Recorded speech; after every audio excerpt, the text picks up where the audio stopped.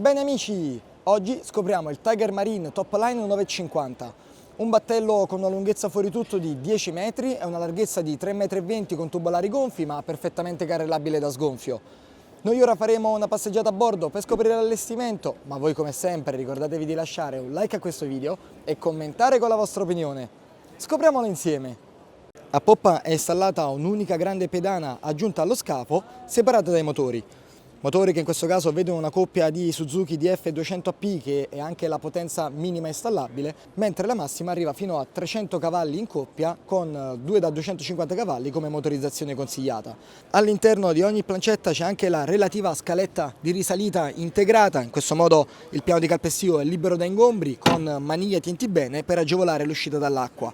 Inoltre c'è anche questa pedana aggiunta per aumentare lo spazio di calpestio che si può anche sollevare per agevolare il tilt completo dei motori. In questo modo possiamo utilizzare entrambe le aree indipendentemente l'una dall'altra. Al centro vediamo che c'è questo gradino per agevolare l'accesso a bordo con anche integrato il supporto per lo sci nautico, quindi divertimento assicurato a bordo, ma possiamo anche passeggiare letteralmente sulle mastre laterali in vetro resina che ci permettono quindi di accedere a bordo tranquillamente senza dover necessariamente calpestare la tappezzeria del divanetto. Quindi guardate, io posso reggermi sul supporto del roll bar in acciaio con base in vetro resina e doppia estensione. In questo modo abbiamo il tendalino che può essere aperto verso poppa per poter navigare anche ad alte velocità e avere l'ombra assicurato, mentre il tendalino di prua può essere lasciato aperto per una navigazione anche a 20 nodi. Quindi guardate, io posso muovermi, mi reggo anche sulla maniglia tienti bene ottenuta nella porzione anteriore del roll bar e accediamo quindi in pozzetto.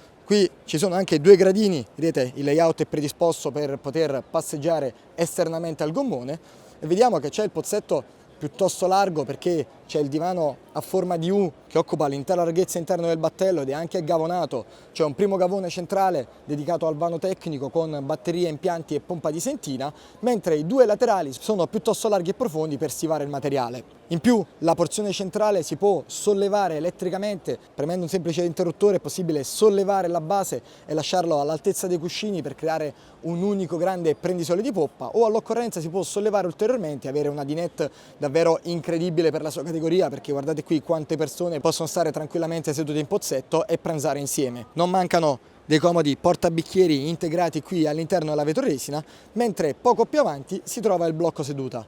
Blocco seduta in vetroresina centrale con porzione posteriore che si può sollevare con attuatore,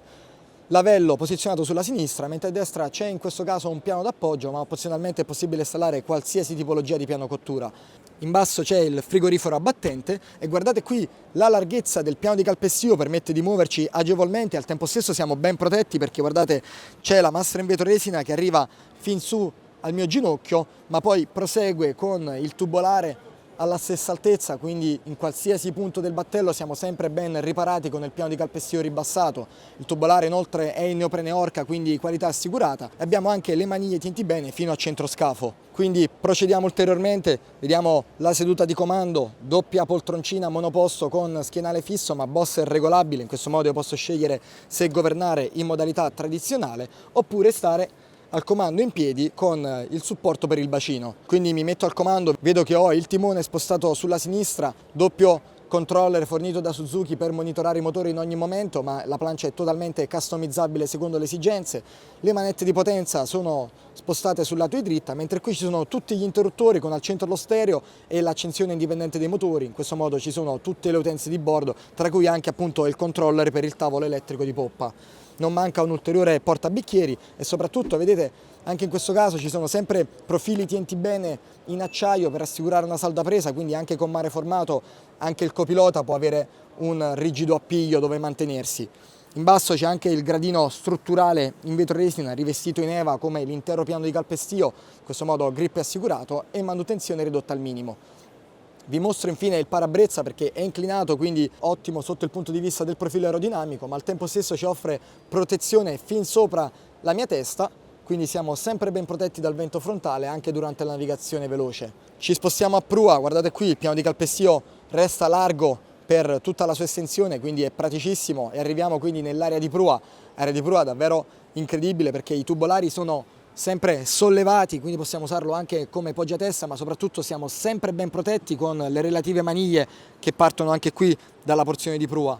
Oltretutto c'è un grande gavone con maniglia a sgancio rapido, quindi è semplicissimo sollevarlo, doppio attuatore, e guardate qui quanto spazio c'è, possiamo riporre tutte le dotazioni di sicurezza con relative canaline di scolo per assicurare appunto lo scolo dell'acqua. Nella porzione anteriore della console invece è ricavata una poltroncina monoposto con schienale fisso, ma soprattutto si può sollevare, in questo modo si accede al vano interno della console con VC posto verso poppa a sinistra, mentre a destra c'è il lavello con il relativo miscelatore. Abbiamo anche qui le luci per avere maggior luminosità e soprattutto ricircolo dell'aria con doppio oblò, e al tempo stesso c'è spazio per il movimento perché vedete c'è anche una buona superficie calpestabile dal momento che siamo su un battello prettamente open. Vi mostro inoltre l'altezza interna perché io sono qui con il portellone aperto, ma quando sono seduto riesco a stare anche all'interno del vano, quindi posso anche chiuderlo e sfruttare la reazione degli oblò,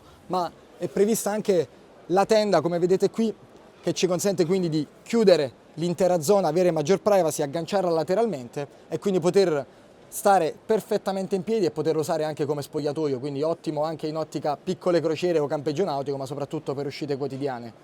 Ritorniamo verso prua, guardate la grandezza del prendisole, ci consente di camminare letteralmente, e soprattutto abbiamo il musone in vetro resina con doppia cassa su entrambi i lati e in basso altri due portabicchieri, ma soprattutto qui ci sono all'interno dei gradini i gavoni di ispezione perché qui abbiamo lo spazio per controllare la catena, mentre poco più su c'è la possibilità di aprire il vano e quindi accedere al vericello. Vericello quindi perfettamente monitorabile dalla plancia di comando perché è visibile il musone, in questo modo una sola persona può effettuare tutte le operazioni di ancoraggio stando semplicemente in plancia di comando. Il layout previsto dal cantiere consente quindi di salire letteralmente sul gradino e quindi ridurre il dislivello con la prua e soprattutto poter sfruttare l'intero musone per salire e scendere in caso di ormeggio di prua, con anche la doppia galloccia da un lato e dall'altro per l'ormeggio, posizionata in modo tale da non far sfregare le cime sui tubolari dal momento che il musone in questa porzione è in vetro resina. E quindi cari amici, questo è il Tiger Marine Topline 950, come sempre se il video vi è piaciuto vi invito a iscrivervi al canale YouTube e alla pagina Facebook, lasciate un like e taggate le persone che pensate possano essere interessate. E come sempre per tutti i prossimi video ci vediamo sempre qui su The Sea Team!